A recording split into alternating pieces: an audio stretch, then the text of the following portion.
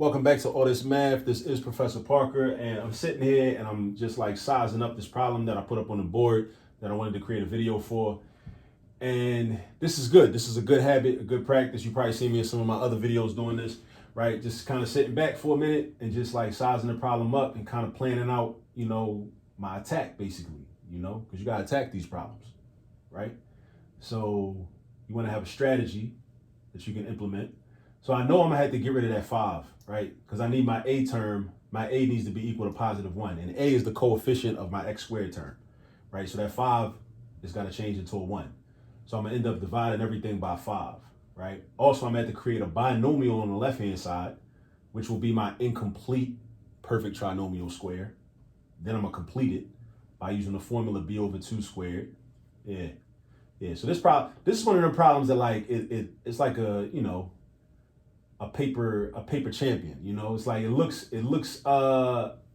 intimidating and it looks challenging, but it's really not that deep if you know the steps. If you know the steps and you know the procedure, methodology, whatever you might want to call it, if you know how to do these problems and you have confidence in yourself and your own ability and you've gotten some right in the past, then you can do this. But you just got to follow the steps. You got to know the steps and just follow the steps. That's it. So this is what I'm gonna do first, right? Check me out. I know I need A to equal 1. And right now, A equals 5. A equals 5 now. So what I'm gonna do is I'm gonna change that A up to a 1. I'm gonna change it to a positive 1. And how I do that, I divide everything by 5. I mean, even though I only need this to be a 1, I can't just divide that by 5. I gotta divide everything by 5 because this is an equation. And equations are all about balance and equality and equity and whatnot.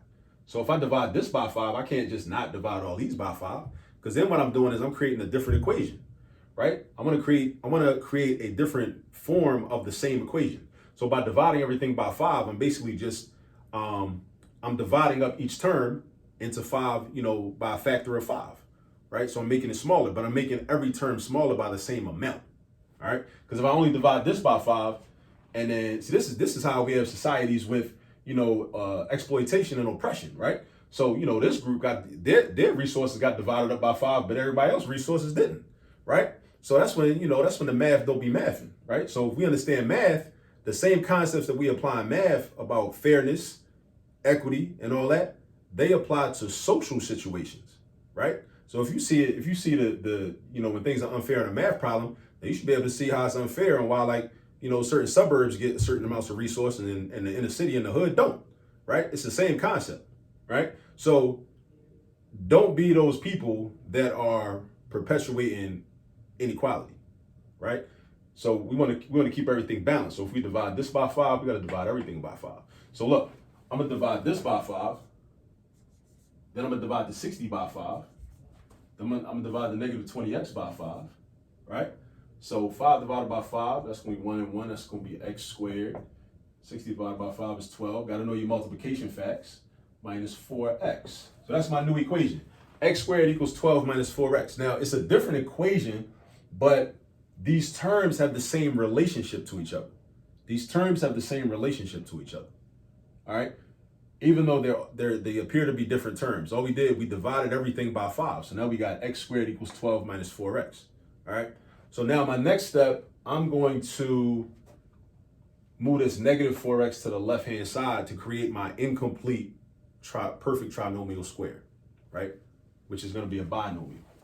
So I got x squared plus 4x equals 12. X squared plus 4x equals 12, right? Now, why is it plus 4x now? Because it was minus 4x on the right-hand side. And whenever I transpose, I move a term to the other side of the equal sign, it takes on the opposite sign. So now it's plus 4x. X squared plus 4x equals 12. The 12 was already over there. It was already positive, it's still positive. It wasn't negative 4x, now it's positive 4x. So x squared plus 4x equals 12, right? All right, so now we have this incomplete perfect trinomial square, right? It's incomplete. Now we're gonna complete it. Now the way we complete it is by using this formula. We use this formula, b over 2 to the second power. So we got b over 2 to the second power. So what's b? B in this case is 4, right? We're not using all of this up here no more. we're using our new equation. So b is 4. So we got 4 over 2 squared. So we could do 4 squared over 2 squared, but I like to just follow the order of operations when I do these problems. So I'm gonna do 4 divided by 2, which is 2, and then I'm gonna do 2 squared, which is 4. All right, so this 4 right here, this number I use to complete my square. So now I got x squared plus 4x plus 4 is equal to 12 plus 4. Again, if I add 4 on the left side of the equation, I got to add 4 on the right side of the equation. It's all about balance. All about balance. I add 4 on the left, I got to add 4 on the right. All right, so now this is a perfect square trinomial. And when I'm dealing with a perfect square trinomial, there's a specific way that I can factor a perfect square trinomial, right? The way I do it is this. I write parentheses, and I'm going to end up with a binomial, right? That is squared, a binomial squared. I take the square root of the first term, which is x. I take the square root of the last term, which is 2. So I put both of those terms inside of the parentheses. I put a plus sign in between because my middle term of the trinomial was positive. So my sign in between these two terms will always be the same as whatever the sign of my middle term was. So now I got x plus 2 to the second power. And then I just do my arithmetic on the right side, and I get 16. X plus 2 to the second power equals 16, right? So the quantity x plus 2 to the second power is equal to 16, right? Now, two things I got to get rid of. This exponent and this 2. This exponent and this 2, right? The way I get rid of the exponent is I do the inverse operation. The inverse of squaring something is taking the square root of something. So let's do that. So I got this, x plus 2 squared, right? Then on the right-hand side, put your plus or minus sign, right? We got to put a plus or minus sign because the square root of 16 is not just 4. Negative 4 is also the square root of 16 because negative 4 times negative 4 also equals 16. Just as 4 times 4 equals 16. That's why we need a plus or a minus sign, the plus or minus symbol right here. That's why we need that. So whenever you're completing the square, just like with the quadratic formula, if you've done that already, right, you need the plus or minus sign. Or with the square root property, you need the plus or minus sign, all right? Now, when I take the square root, I'm going to be left with what the original radicand was, just x plus 2. All right, so then I got x plus 2 plus or minus, and I can take the square root of 16. 16 is a perfect square. So the square root of 16 is 4. So now I got x plus 2 equals plus or minus 4. All right, now, how did I get this? The exponent 2 and the square root symbol are inverses of each other. So they basically cancel each other out. That's why I'm left with just x plus 2. And I don't even need the parentheses no more. You don't need the parentheses no more because you don't have the exponent no more. Right? That was the only purpose of these parentheses, is to show that this whole quantity was squared, right? Not just the 2 was squared, okay? Now, what's the square root of 16? It's 4, all right? So now what I got to do is to solve for x, I got to move this positive 2 to the right-hand side. I could subtract 2 on the left and subtract 2 on the right, but what I like to do is transpose. I like to transpose and basically just slide this 2 over, right? Which is going to be x equals negative 2 plus or minus 4, right? X equals negative 2 plus or minus 4, right? And notice how when we transpose, the sign changes. So we got positive 2 on the left, it became negative 2 on the right. Positive 2 on the left became negative 2 on the right. All right? So now, this is how we get our two answers, right? We can, these are like terms, right? We can add them up and subtract them. So one of our answers, and this is how I like to do it, I put arrows. You do negative 2 plus 4. Negative 2 plus 4, do the arithmetic, you get positive 2. That's one of my answers. Then you do negative 2 minus 4. Negative 6. That's my other answer. So my two solutions are positive 2 and negative 6. Positive 2 and negative 6. Now, let's say you wanted to check your work. Let's say you wanted to check your answer. Go back to the original equation. Make sure that both of these numbers work and prove this a true statement. So let's do this. This is how we check our work. Let's try 2. Substitute in wherever you see an x at, substitute in a 2. All right, so we're going to have 5 times 2 squared equals 60 minus 20 times 2.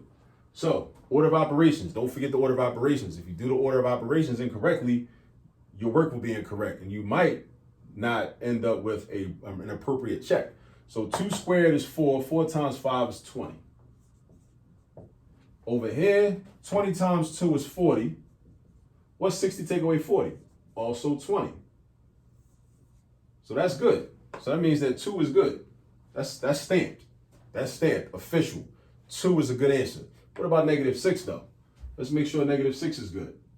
So let's do 5 times -6 squared is equal to 60 minus 20 times -6.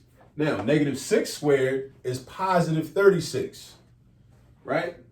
And then, so we got 5 times 36. Then over here, we got 60 plus 120. Why is it plus 120? Because that's a negative times a negative. -20, minus sign means negative. This minus sign makes this number negative. -20 times -6, positive 120, right? So on the right-hand side, we got 180. On the left-hand side, we got 180 again. 5 times 30 is 150. 5 times 6 is 30. 150 and 30 is 180. So these are equal to each other. So we got 2 and -6. These are 2 solutions. All right? So that's completing the square. That's completing the square. All right? But just always try to understand like why it's called completing the square, also what the steps are, and you got to do a lot of problems in order to commit the steps to memory. All right? So whenever you see a problem where you're asked to complete the square, you'll remember what you got to do. All right? So use this video as a reference and definitely go get some practice, because it's through your own practice that you really master and become proficient at how to do these problems. You got to do the work though. There's no shortcut. You can't, this ain't a spectator sport. You can't just sit back and watch some of these videos and be like, oh, I got it. Nah, you got to actually do it. You got to do it. But you can't do it unless somebody show you how to do it. I showed you how to do it. Now you got to actually go do it. So go get some practice, and I'll catch up with you on the next video.